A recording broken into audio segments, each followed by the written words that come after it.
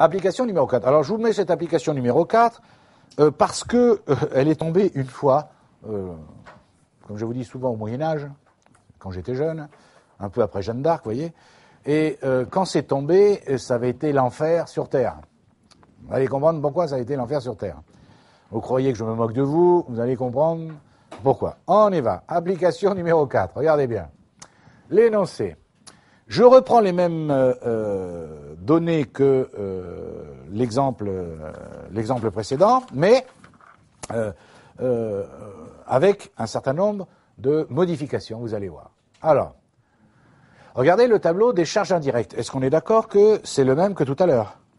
D'accord? Le tableau qui vous est donné, c'est le même que l'application numéro 3. Jusque-là, pas de souci. D'accord? Avec deux centres auxiliaires, et puis une partie variable et une partie fixe pour chacun des centres, qui soit variable ou auxiliaire. Ça va, tout le monde y est? On y va. Regardez l'annexe 2, regardez l'enfer. Annexe 2. Ici, j'ai quoi? Tous les centres auxiliaires principaux, sauf que, qu'est-ce qui se passe? Un des deux centres auxiliaires n'a ni d'activité réelle, ni d'activité normale. Par contre, tous les autres, c'est-à-dire l'autre centre auxiliaire plus tous les centres principaux, ont une activité réelle et une activité normale. D'accord? Là déjà, qu'est-ce que je fais? Ça commence à me poser un petit souci. Très bien. Répartition des centres auxiliaires. Ça va, fastoche. Ça, il n'y a pas de prestation réciproque. Je suis sorti de l'auberge. Et maintenant, je lis le travail à faire.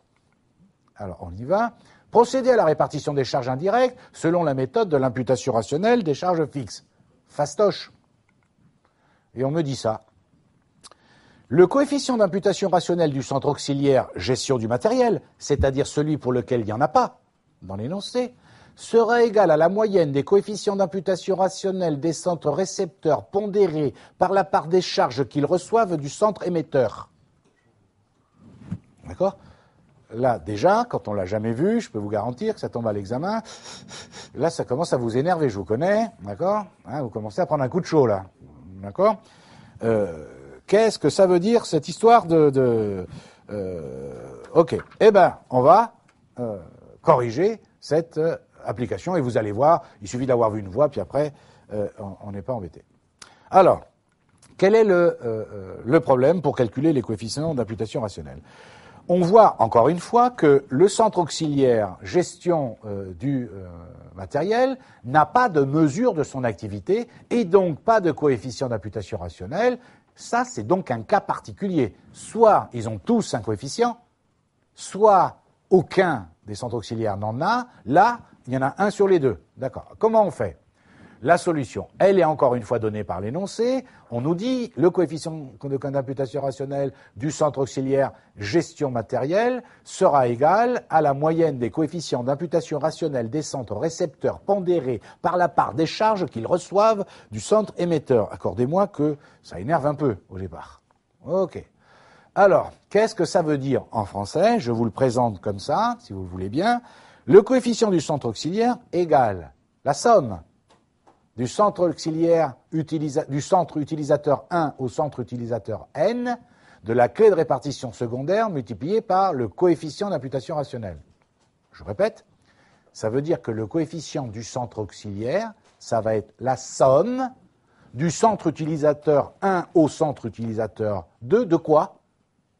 De la clé de répartition secondaire multipliée par le coefficient d'imputation rationnelle. C'est ça que ça veut dire. Évidemment, une fois qu'on a ça, tout le reste, ça y est, c'est tranquille. Toutefois, bien comprendre que le principe général reste le même, sauf avis contraire de l'énoncé, il faut d'abord procéder à l'imputation rationnelle des charges fixes de tous les centres, puis effectuer la répartition secondaire des centres auxiliaires. Ça ne change pas. Eh bien, regardez comment je fais, d'accord? Donc, je reprends l'origine, vous me suivez? Qu'est-ce qui se passait? Je reprends, vous avez bien l'activité réelle, l'activité normale, le coefficient d'imputation rationnelle, avec le centre entretien, pétrissage, etc. Et vous voyez, je reprends l'énoncé là. On est bien d'accord. Mais grâce à l'annexe 3, on constate que le centre gestion du matériel ne fournit aucune prestation au centre auxiliaire entretien. Donc, le coefficient d'imputation rationnelle du centre entretien n'interviendra pas dans le calcul du coefficient d'imputation rationnelle du centre matériel. Non. Oui, vous ne comprenez pas. Regardez la formule que je vous ai donnée. J'ai dit que le coefficient du centre auxiliaire, c'est juste en français là, hein, que le coefficient du centre auxiliaire, ça veut dire quoi? C'est la somme, regardez bien, Laura, centre utilisateur 1 à utilisateur n. C'est bien ce qui est écrit. Moi, je n'ai pas écrit centre 1 à centre n. J'ai dit centre utilisateur. Or, ici, bien sûr, le centre entretien n'est pas utilisateur du centre gestion du matériel. Donc, ça veut dire qu'il n'interviendra pas à l'intérieur. Ça y est, vous avez pigé? D'accord. Tout simplement, je veux dire, voilà. Donc, quel est le calcul du coefficient d'imputation rationnelle du centre matériel? Je répète encore une fois, regardez bien la formule pour vous montrer que c'est pareil. Je vous dis que c'est la somme de centre utilisateur 1 à centre utilisateur n, de quoi? De la clé de répartition secondaire multipliée par le coefficient d'imputation rationnelle. Regardez bien. Ici, évidemment, je fais ce que je dis ce que je fais.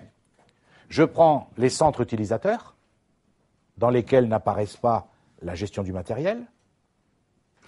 Je mets une colonne clé de répartition du centre gestion du matériel qu'on me donne dans l'énoncé, vous me suivez? Un coefficient d'imputation rationnelle des centres récepteurs que j'ai calculé, vous me suivez toujours? Je multiplie l'un par l'autre, la clé de répartition multipliée par le coefficient d'imputation, je fais la somme, et c'est bien ça, la somme pour chaque centre utilisateur de clé de répartition multipliée par le coefficient. Ça va, vous me suivez?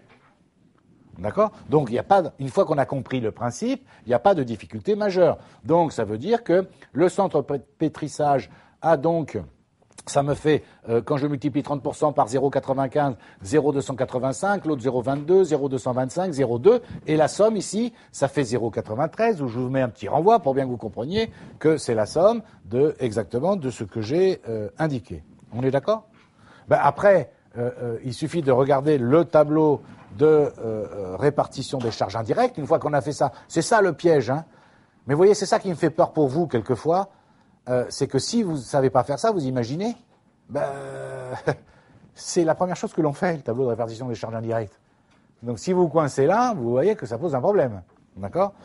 Donc, dans le tableau que vous avez, vous, sous les yeux, et que les autres peuvent télécharger, bien sûr, en même temps que les autres documents, vous avez bien la répartition primaire, en séparant fixe et variable, conformément à l'énoncé. Vous voyez maintenant que nous avons bien un coefficient d'imputation rationnelle pour tous les centres, l'auxiliaire et le principal, mes charges fixes rationnelles, mes différences d'imputation rationnelle, un total primaire rationnel variable plus fixe imputé, et je répartis mes deux centres auxiliaires, puisqu'on m'a bien dit, tu fais d'abord l'imputation rationnelle, puis tu fais la répartition secondaire. Et j'arrive à un total secondaire rationnel dans lequel il n'y a évidemment plus que les centres principaux. Et après, je rajouterai nature d'unité d'œuvre, nombre d'unités d'œuvre, coût d'unité d'œuvre, et je pourrais attaquer coût d'achat, fiche de stock, coût de production, fiche de stock, coût de revient, résultat analytique qui serait un résultat rationnel. D'accord ? Donc, voilà, vous avez vu ce que je vous disais tout à l'heure, c'est-à-dire qu'il ne faut pas croire, il y a la théorie au départ, et puis après il y a les difficultés d'application. Vous voyez que j'espère que ça vous est utile, ce qu'on a fait là, pour vous montrer les 4 cas un petit peu différents, avec, on va dire entre guillemets, c'est les 2 derniers cas que vous allez rencontrer le plus fréquemment. Et c'est le dernier cas qui est le plus délicat, si on ne l'a jamais vu, bien entendu. D'accord ? Donc voilà, maintenant il faut faire des cas pratiques pour s'entraîner là-dessus. D'accord ? Je vous remercie de votre attention. La prochaine fois, nous attaquerons ce qu'on appelle la dernière méthode traditionnelle de calcul de coût, qu'on appelle le coût marginal. Et là, ça fera appel à des souvenirs de mathématiques, je vous rassure, pas des monstruosités, études de fonctions. Rien d'extraordinaire, rien de trop méchant. Merci de votre attention.